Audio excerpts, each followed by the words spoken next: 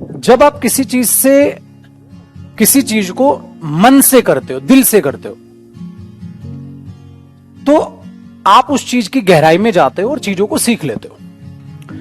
मैं आर्नोल्ड की एक बात बताना चाहूंगा। आर्नोल्ड को आप सब जानते हो, आप चीजों को समझ पाओ। उनका एक कहना था, क्या कहना था, कि जब आप एक्सरसाइज करते हो ना, तो एक्सरसाइज को फील करो। अब सबने बोला भाई डंबल है, हाथ में है, हाँ तो यूं करना है, बस बाइसेप्स बन गई भाई, यूं करना है बाइसेप्स बन गई, यूं करना डंबल। वो ये नहीं कहता था। वो कहता है जब तुम यूं डंबल को करो ना, तो जो तुम्हारी मसल्स ऊपर जा रही ना, तुम्हें वो महसूस होनी चाहिए, हाँ ये गई।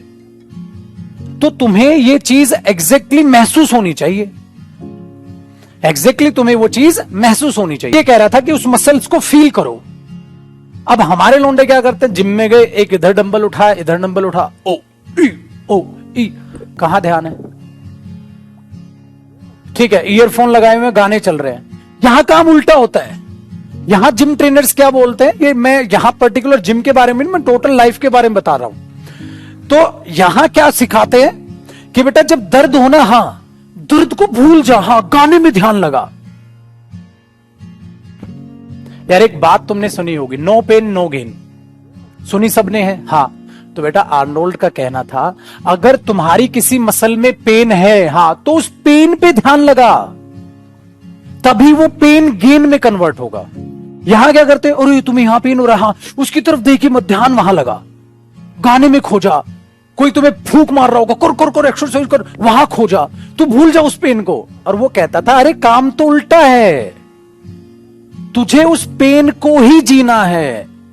जब तक उस दर्द को सहोगे नहीं, तब तक तुम्हारी बॉडी तुम्हें ही नहीं जान पाएगी।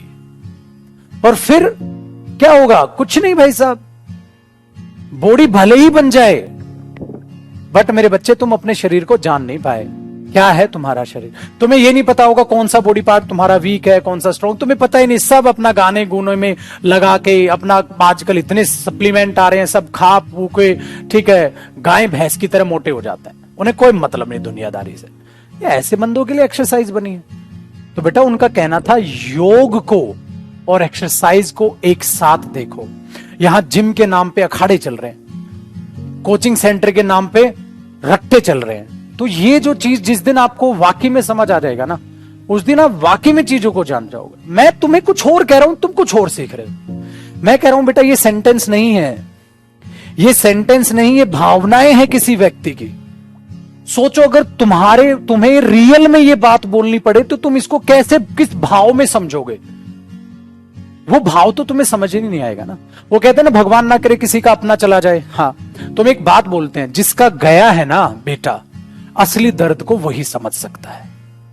हम उस दर्द को बांट सकते हैं, उसे मोटिवेट कर सकते हैं, बट जो उसके दिल में दर्द है ना मेरे बच्चे, अपना गुम होने का, वो वही जानता है।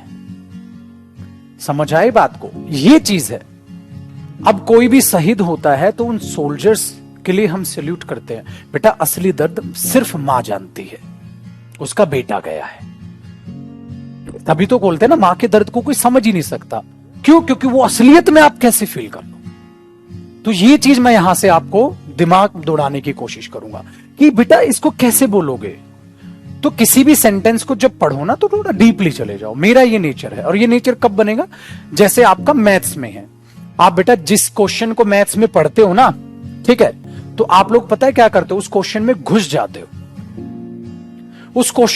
जाते हो, तुम पता है मैथ्स में क्या एज्यूम करते हो। जैसे सपोज, इसलिए मैथ्स में क्या बोला जाता है, तुम्हारे पास 40 रुपए हैं, तो तुम पता है क्या करते हो, अपने पास 40 रुपए मान ही लेते हो।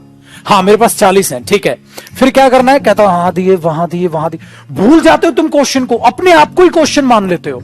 हाँ मेरे पास 40 थे ना, हाँ मैंने उसका लिया, इसका परसेंटेज यहां गया, इसका परसेंटेज यहां गया, इतना लॉस हुआ, इतना प्रॉफिट हुआ, इतने आर्टिकल बेचे, इतना ये हुआ। हाँ कहता कितना बचा, कहता इतना बचा, क्योंकि तुमने उस क्वेश्चन को जिया। इसीलिए हम बोलते हैं बेटा मैथ्स प्रैक्टिकल सब्जेक्ट है। कोई कमबख्त इंग्लिश को जिए तो सही, इंग्लिश भी प्रैक्टिकल सब्जेक्ट है। सिंपल बात ये है, समझ पाए बेटा? तो